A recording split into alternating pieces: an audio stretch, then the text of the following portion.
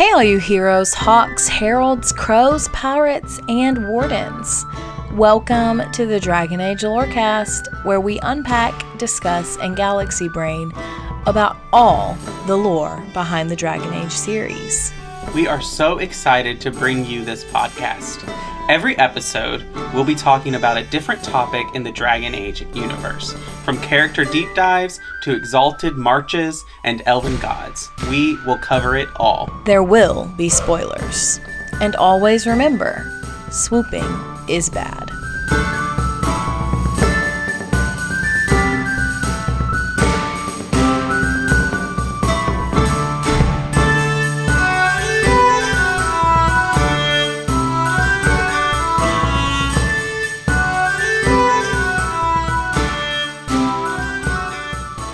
Hello and welcome to the Dragon Age Lorecast, where we talk about Dragon Age and its lore. I am one of your hosts, Austin, also known as Teacup. And I'm your other host, Shelby or She-Cup. We are here with continuing our series of the conflicts in Thedas, and I hear we are getting ready for a two-part topic. Yeah, we are kind of. It's not really a full two-parter. Like usually when we do two-part episodes, it's like, okay, we're talking about the same topic.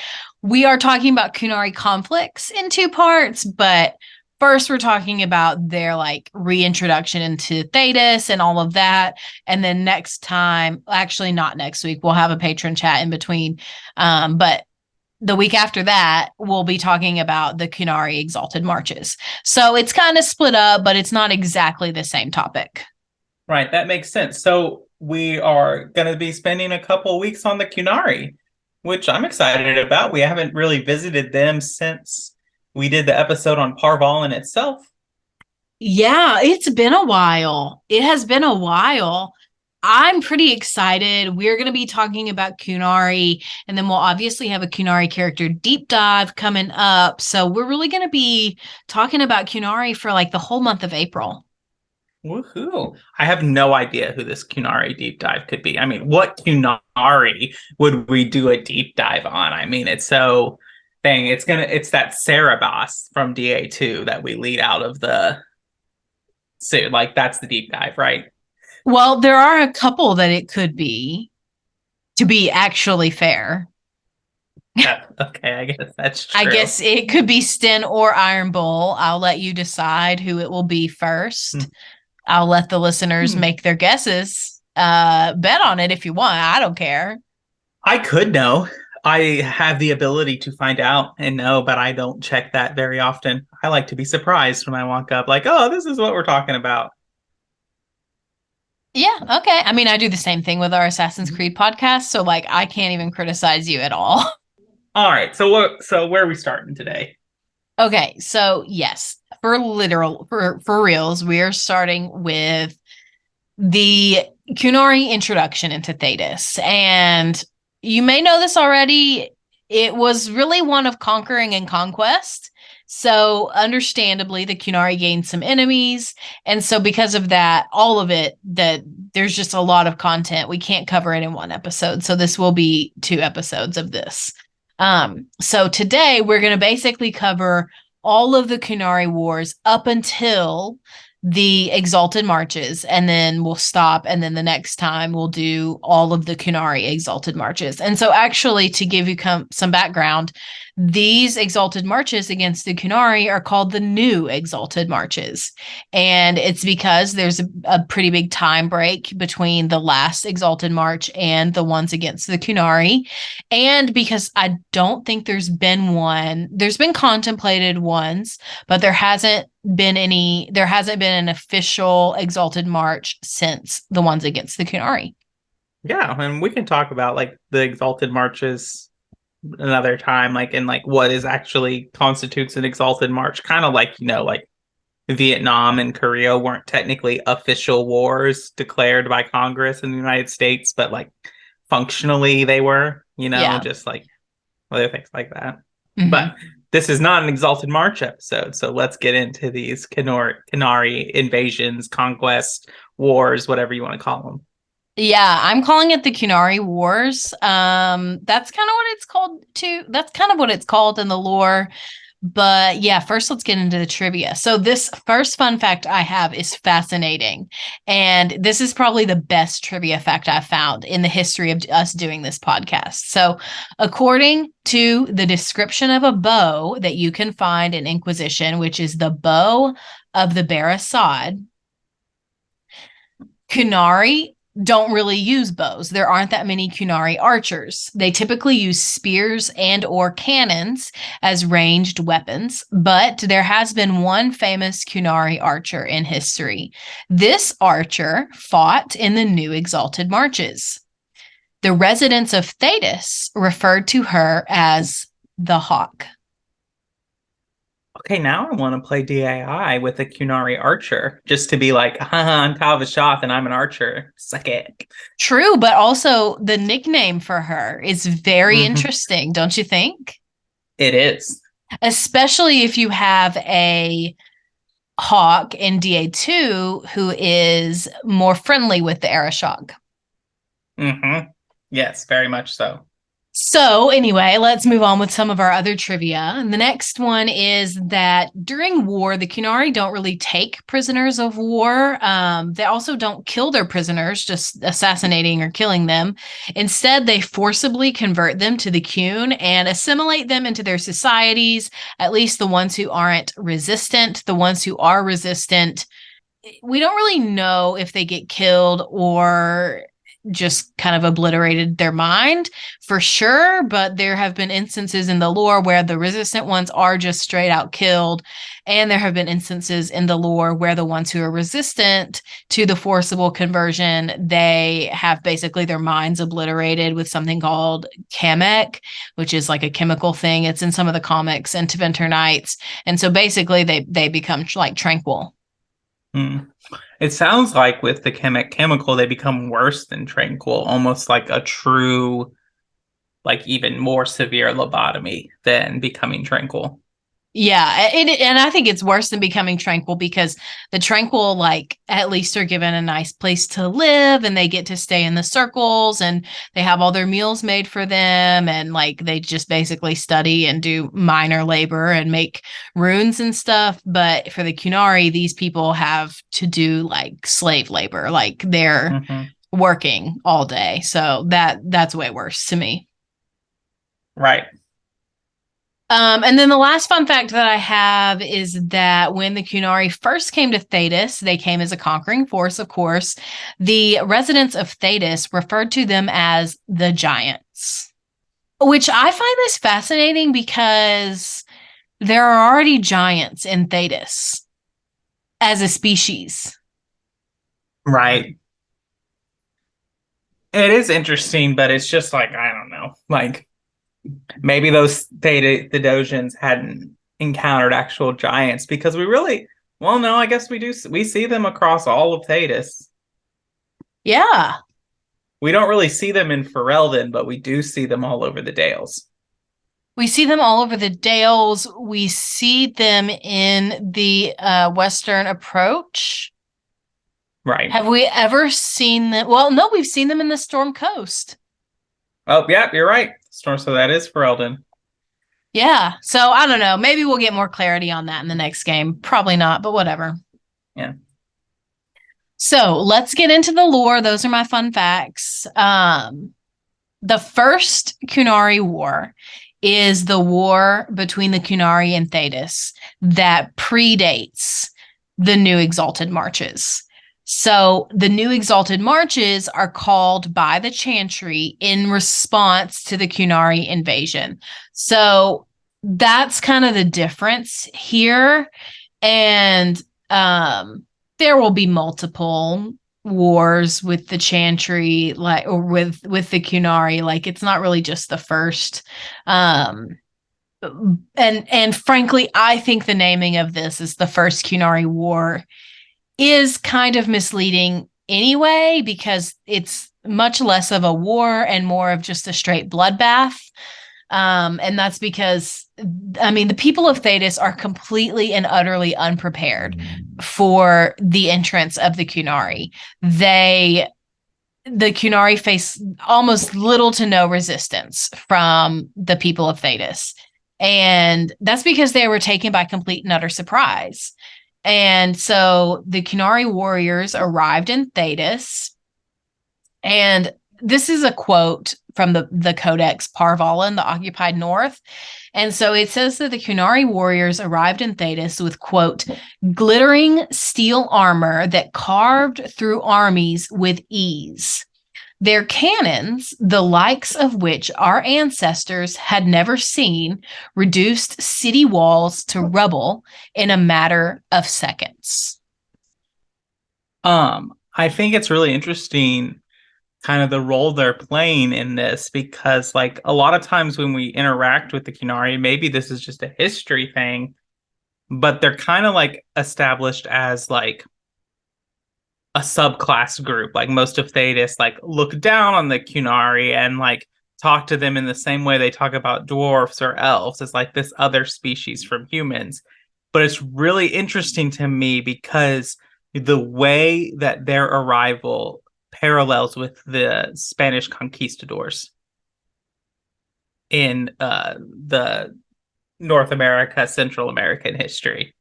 Like the glittering armor, the cannons, and like the technological advancement that they had over the people of Thedas. It's so interesting to me, that parallel, but the end result of their invasion is not the same as the Spanish conquistadors. Right, but it's so interesting to me that you bring up the fact that Thedas typically tends to look down on the Qunari, and we'll get into kind of the end result of these wars later and next week, but it's interesting that they do look down on the Qunari when really the Qunari are the ones, like, they came in and conquered everything. And they really only left because y'all signed a treaty, not because they actually lost. So if anybody should be looking down on anybody, it should be the Qunari looking down on Thedas, which, to be fair, they do, but not, I don't think, in the same way that Thedas looks down on the Qunari. Well, I just thought it was interesting, the kind of like parallel of that to like the way that European colonizers were in the Americas. Yeah, absolutely. I think it's a very apt description too. But let's go back a few thousand years. I just wanted to set up that context because I think it's important to understand how they came before we understand anything else. So when and how and why did the Qunari first come to Thedas? Well, we don't know everything, but we do know that in minus 410 ancient, a group of Kossith landed in Thedas. And the Kossith are the precursor race to the Qunari. They don't really exist anymore, but they established a colony in the Qunari wilds. Unfortunately, this colony was wiped out during the first blight. So you can argue that that's kind of the first moment that the Qunari or anything like them come to Thedas. But I really think that it's the true moment is over 1,000 years later when a group of Qunari lands on the island of Vollen, and this happens in 630 storm. So they came from a land across the Boric Ocean, which is to the east. This was the land of the Kossith as well. They were once separate groups, but over time they kind of merged into one people group. We don't really know all the details. We don't really know how. We don't really even know why they came or anything like that. We just know very basic facts. And that's partially because the Qunari actively suppress any and all knowledge of where they came from and why they left. So they want to keep it mysterious as much as anybody else. But in general, the Qunari leadership, they don't really recognize the existence of the Kossith, and they definitely don't use that word either, much less the idea that they descended from them. So the rank and file, everyday Qunari person, they don't know anything about what the Kossith is or what it means, or even if they've even heard that word, would be a surprise.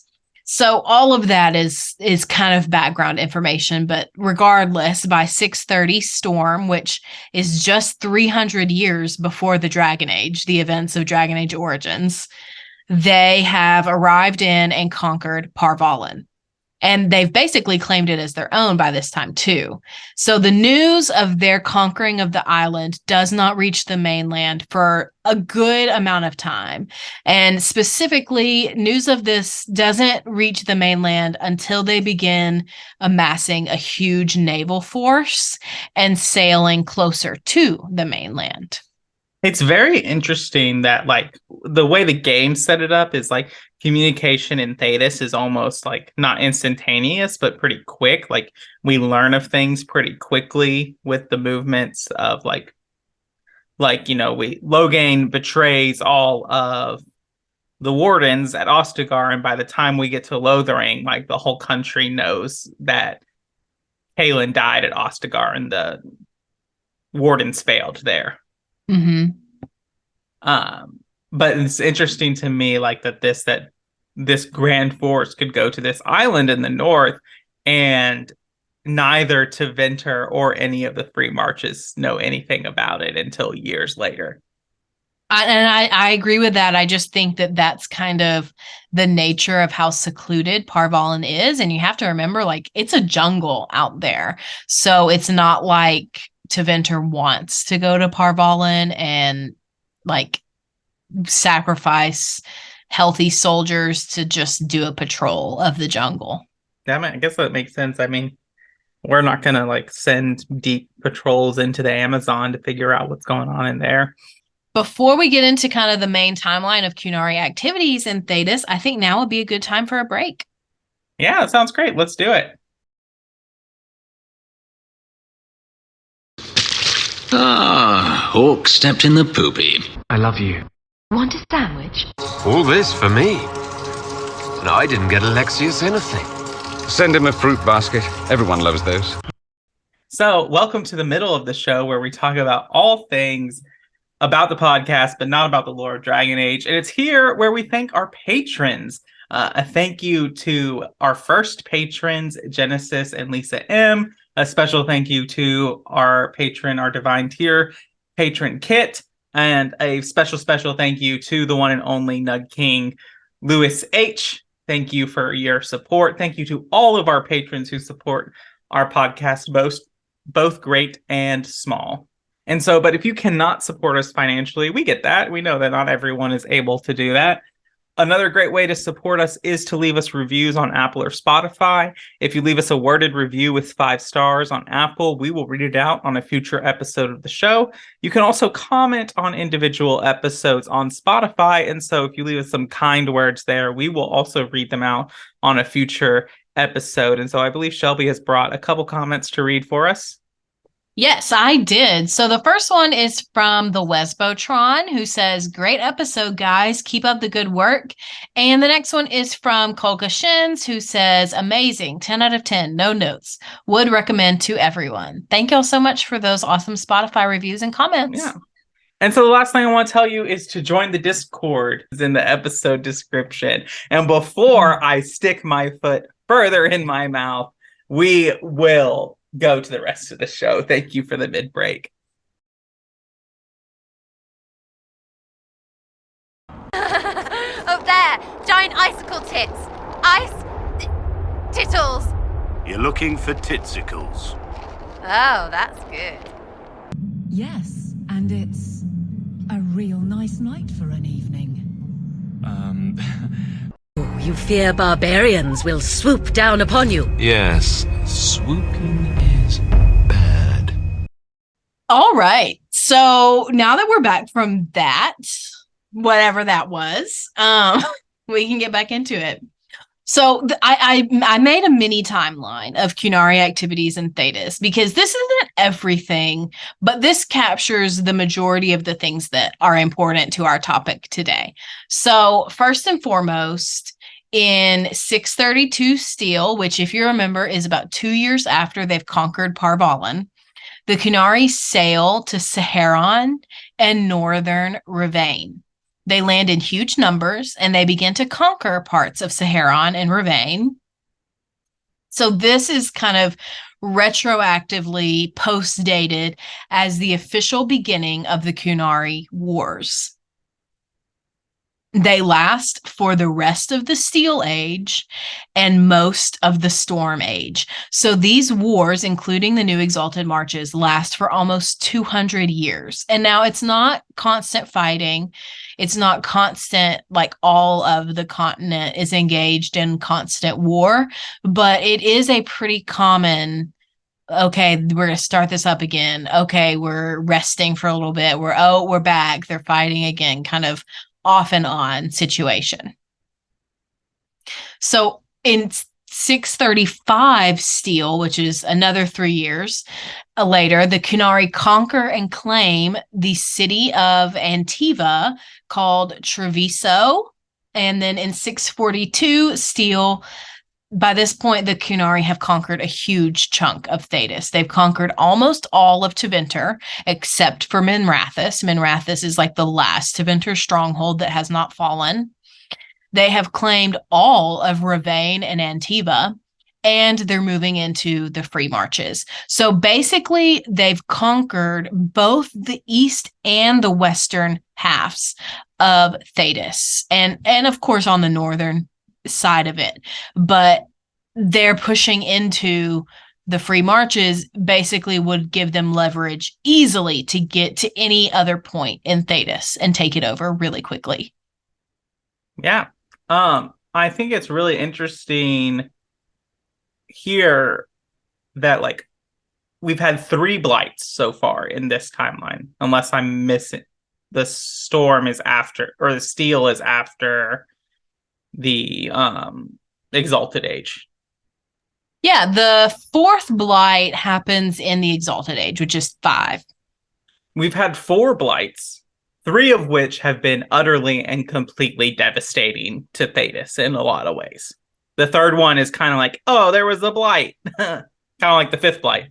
And then these Qunari come in, and I feel like they do more devastation than the Darkspawn do to Thedas. Like, honestly, if I was just your everyday Thedosian and this was happening, I'd be like, can I move? Like, is there like a land like way across the sea? Can I move?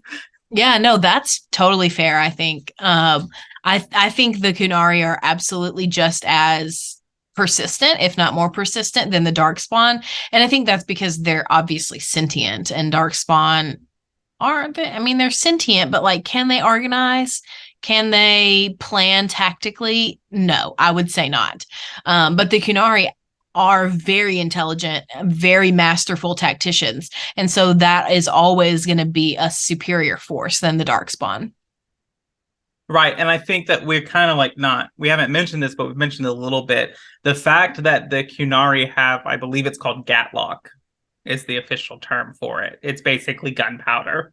Yeah.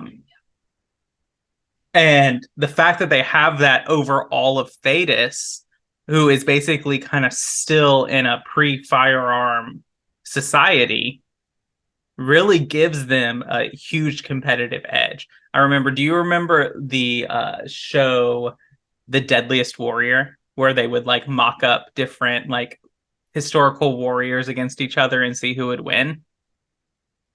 I'm going to let you guess whether or not I've ever even heard of that. Oh my God, you don't remember? It was really interesting. But they did one time where they did basically like a medieval knight versus a pirate, which like the medieval knight like won out against the pirate in almost every category, from like military training, one-on-one combat, all of that, and armor and other things. But the pirate ended up winning the fight solely because of gunpowder. Right. So like you can have the best thing about it, and you can even have a mage who, has all kinds of defensive magics, but even mages aren't invulnerable to explosions. Exactly.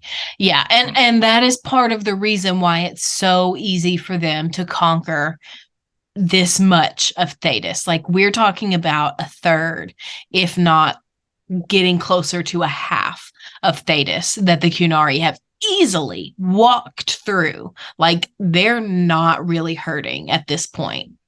But The tide does change a little bit by 685 steel, and that's because the Imperium is really trying to free itself from the grip of the Qunari, and they finally do break through the Qunari lines in 685.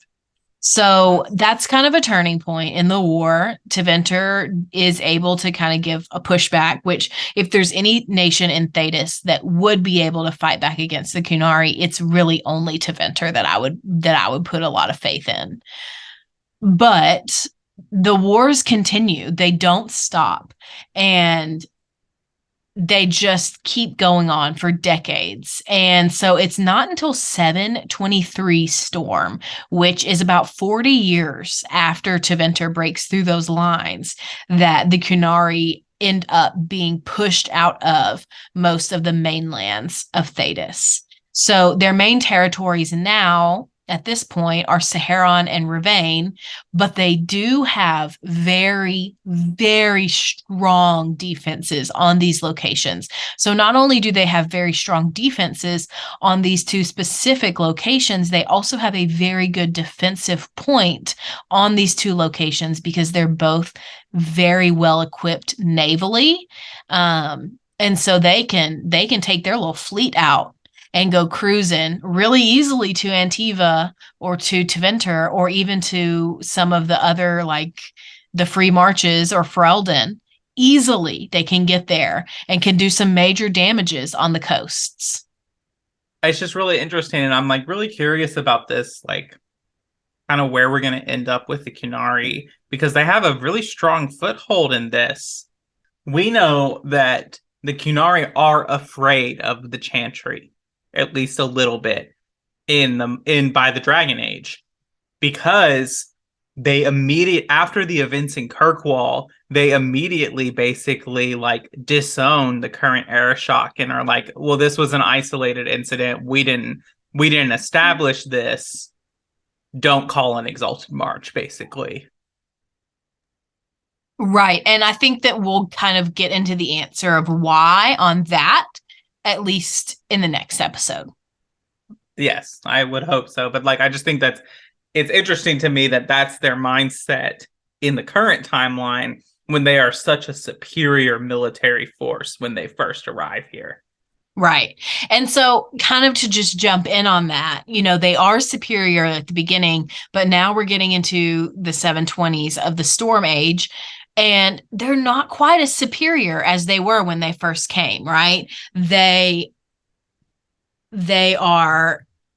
still strong. They still have a good handle on things, but they're not an overwhelming force anymore. So in 723, like I said, the wars have continued with the Qunari, and they've got their strongholds in Saharan and Ravane, and they've lost some of that territory that they claimed. But in this year, there's a really important battle that happens. And that battle is the Battle of the Nosen Sea. And it is the largest naval engagement in Thedas history to date, like up to the modern day. Still, it's the largest naval battle we've ever seen. And it results in a stalemate. And so there are tons of ships on both sides that are destroyed. And so nobody really wins this battle. In fact, everyone loses because there's not a winner.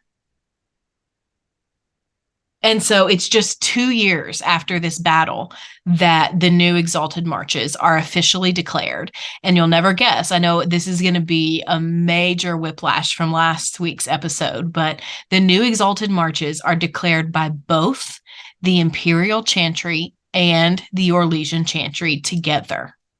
These end up being 3 Exalted Marches that are kind of grouped together by Thedas historians, and they all occur throughout the Storm Age, with the final one being called in 755. Also in this year, the Tome of Coslin is stolen from the Qunari, allegedly by Orlesians. Who's in charge of guarding the Tome of Coslin? Like, why is it the Arishok or is it this? Like, you have now had your like sacred relic stolen twice, at least allegedly twice. I guess is the treaty part, they have to give it back as part of the treaty? Like, what? I mean, we'll get into here. We'll get into some of this next time. I don't know why it's been stolen so many times. I feel like the person guarding it needs to be fired, or they need to learn the lesson of like, hey, maybe we don't take our ancient relics into battles and fights and things. Like, leave it in your sanctuary. Can we not agree to that? Well, also, doesn't the Bidasala in Inquisition, doesn't she have the Tome of Coslin on her? No, I don't remember that. I don't think she has the actual one. I think she has a replica of it on her clothing. But I don't think she has maybe I'm wrong, but I don't think she has the like real ancient one. What you say sounds right. Like, I feel like maybe after Isabella stole it a second time, they basically said, hey, like, let's not take this places. Right. So that's kind of the history where we're going to stop with the history, but I have a few reflections and just like a couple questions before we get into our side character for today. So the first thing I want to reflect on is that the new Exalted Marches are called by both the Orlesian and the Imperial Chantries. This is huge. This is monumental because, I mean, I think this is easily the most significant part of the story because these two organizations who had literally just been fighting each other, who literally like were so petty that they declared a holiday when the other divine died, like huge conflicts. They decide the move is now that, okay, we're hate each other, but we don't hate each other more than we hate this other person. So we're going to work together now.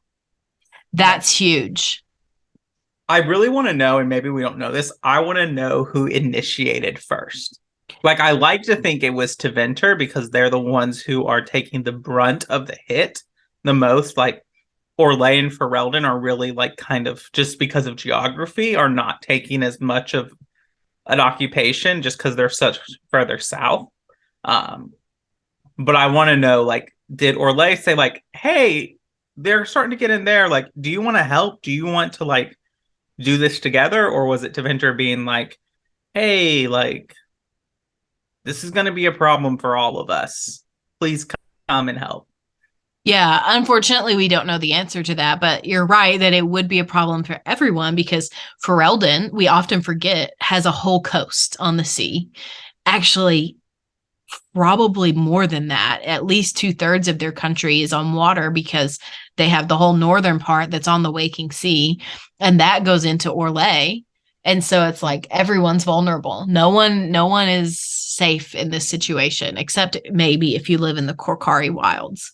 But the goal of the new Exalted Marches are for the Orlesians. Their goal is to retake Ravane and Antiva, while the goal was for the Imperials, for Tevinter, to retake Saharon and eastern Tevinter, especially the city of Quirinus. Also, this is a side note. Important to remember because it's very confusing. The city of Quirinus has been renamed. Now it is Ventus. So when you see that in the comics, that's the same place. Oh, interesting. Yeah.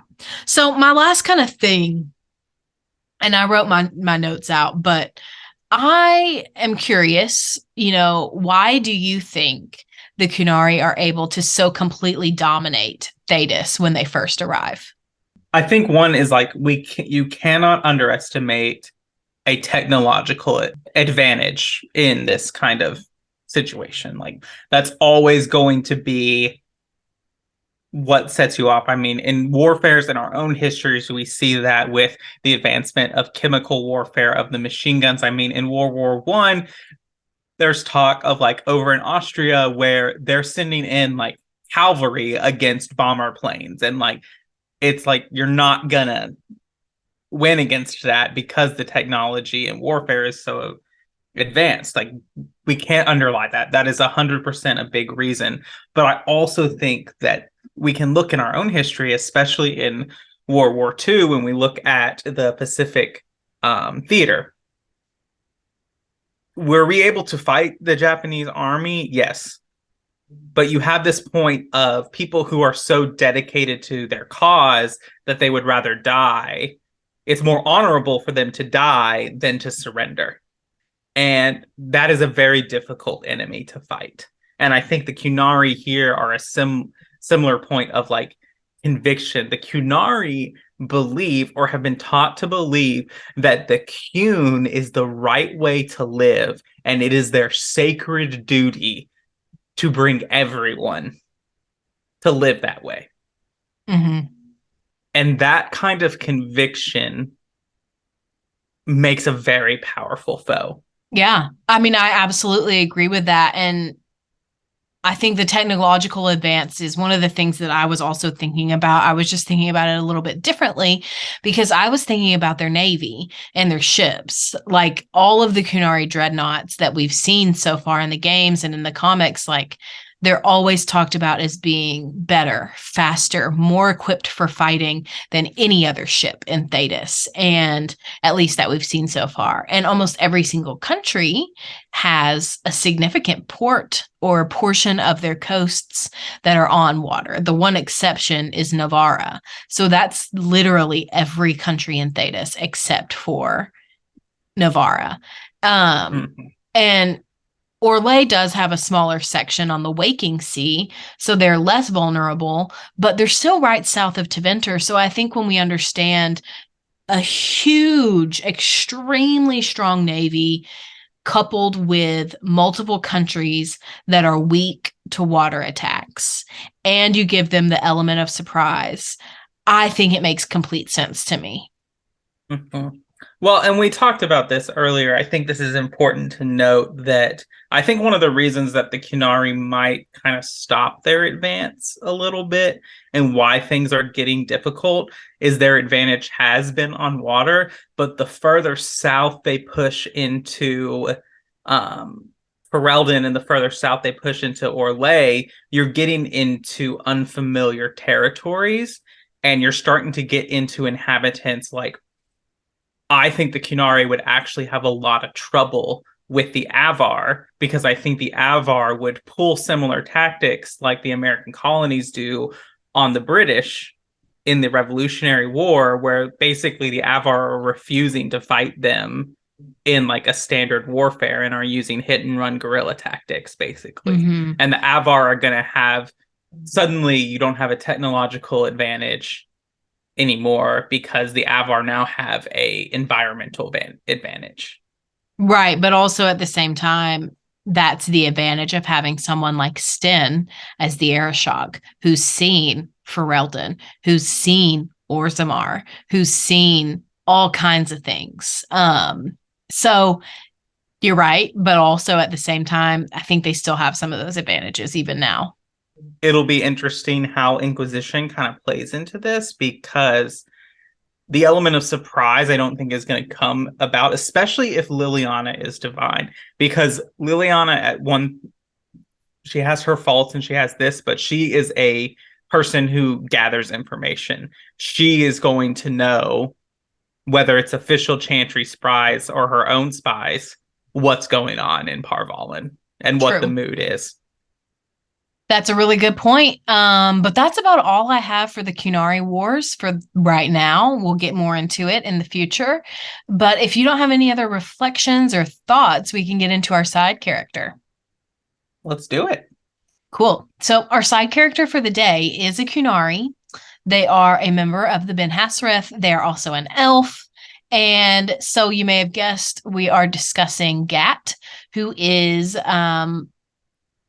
a member of the Ben Hassareth. Like I said, he's also a friend of Iron Bull, and he appears in Inquisition and Tevinter Nights. So we first meet Gat in Inquisition on the Storm Coast during Bull's companion quest. But before we get into the quest, let's go back a little bit. So we know that Gat was a slave in Tevinter, and that's how he lived. That's how he grew up until he met Hisrad, or as we know him, the Iron Bull. Bull was leading a team of Qunari, fellow Ben Hassareth soldiers, on a mission in Tevinter. During this mission, Bull killed Gat's master and anyone who could lay a claim to Gat. So when he got his freedom during this, he then joined the Qun and was eventually recruited into the Ben Hassareth himself. Iron Bull and Gat would later go on many missions together, and so they became really close friends during all of this. They were so close of friends that when Bull started gaining notoriety as the leader of the Chargers, a lot of the other Ben Hassrath agents suspected Bull of deserting the Qunari, but Gat always defended him. Gat, unlike what you may think from the quest with the Chargers, is not a gung-ho, I believe everything that the Qun says kind of person. He's actually struggled with a lot of parts of the Qun. When he first joined, he was blinded by thinking about and plotting revenge on Tevinter for his enslavement and the enslavement of his family and friends. This is, in fact, how he gets his name. Gat comes from Gatlock powder, which is explosive gunpowder. Iron Bull gave him this nickname.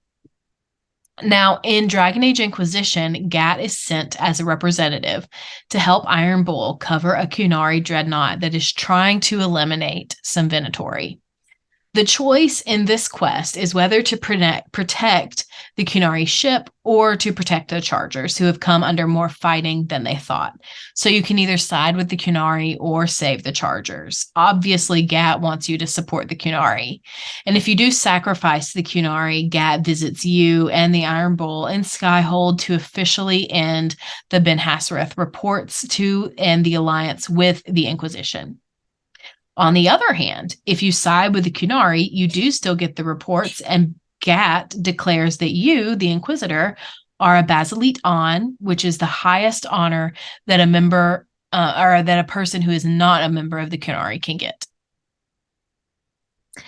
And then lastly, Gat also appears in Tevinter Nights. He shows up in the chapter half up front, where another Qunari ship is under attack.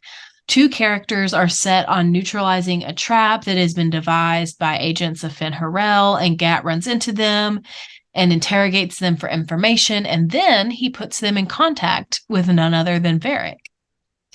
Interestingly, Gat has a few comments about different party companions when you meet him. If Cole is in the party, he questions Iron Bull about why he's working with a demon, quote. If Bull replies by saying, Cole's all right. And then Gat also gets into an argument with Dorian, specifically about living a life of slavery versus living under the Qun. So unfortunately, we don't know much more about Gat's personal life or anything like that, but I think there's actually the possibility that Gat comes back as a companion or another NPC in Dragon Age Dreadwolf. Right. I think that's 100% a possibility too, and it's a really good point. I'm also thinking about, like, I could see people realizing that, like, Gat puts them in contact with Varric as, like, a canonization of, like, sacrificing the Chargers, but I don't think that's the case, especially considering that Gat is not a, like, gung-ho Qunari believer. I think when we understand Gat's decision and Gat's reactions to all of this, especially with Bull, is that in Gat's view, the men on the Qunari dreadnought, that's the Qun, that's Gat's family, because they're the ones who rescued him from slavery. They're the ones who he served loyalty. Bull chose a different family over the Qun. Mm-hmm. And that is Gat's issue, not that Bull didn't conform to every single issue there. So I could see Gat as Ben Hassrath basically seeing the error of the Vidasala and wanting still to kind of get at Fen Harel, and so he knows that the Inquisition is the best part of that, so he's, like, contacting the only person he knows to, which is Varric. Yeah, and I can honestly see Gat's reaction to this being the same as Iron Bull's, only in the opposite, because, like, if you save the Chargers, like, that's Bull's family now forever, whereas, like, the option to kill the Chargers or sacrifice them, like, you're killing Bull's family. But at the same time, for Gat, if you're sacrificing the Qunari dreadnought, you're potentially not 100%. We don't know how many survive, but you're killing Gat's family. So it's kind of interesting that it's the opposite, and we don't really usually talk about that at all, because we don't have an emotional attachment to Gat. But I could see that choice having kind of the opposite effect on Gat if he did come back as a companion. Like, if you choose to sacrifice the Qunari and save the Chargers, I could see that being like the moment that Gat realizes, like, oh, I need to do something different with my life, versus if you side with the Qunari, he just keeps on as normal. Right. Yeah, it's definitely very interesting. And this kind of goes into like Gat, like lots of potential. We've gotten some stuff of him, kind of like Mayvaris. Like, we've gotten enough to like pique our interest, but we definitely want more of their story to see them come through. Yeah, absolutely. Well, that's all I've got for this episode. So if you want to wrap it up, we can, unless you have extra thoughts. I do not. So that's all we got. Thank you for listening to the Dragon Age Lorecast. We'll see you next week. And a special shout out to our Nung King patron, Lewis H., who gets a special shout out at the end of every episode. Thank you so much for your support.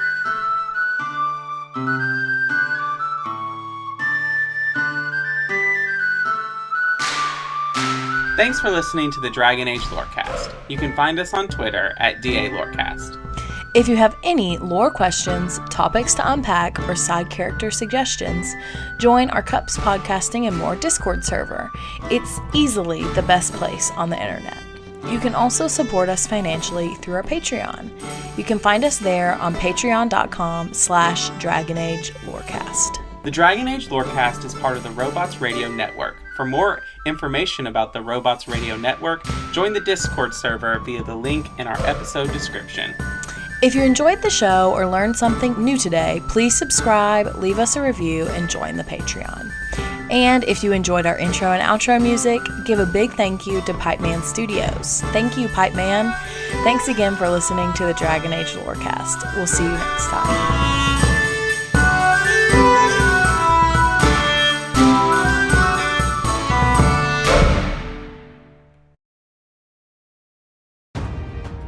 Have you ever wanted to deep dive into the lore and stories behind all your favorite Marvel movies? Then do we have the show for you? I'm Captain Shenko. And I'm Psych88. Join us as we dissect the media megalith that is the MCU. We'll talk about the origin stories, the fights, and everything in between. The MCU Lorecast releases on all major podcasting platforms on Mondays as part of the Robots Radio Rocket Club and can be found on Facebook, Twitter, and Instagram.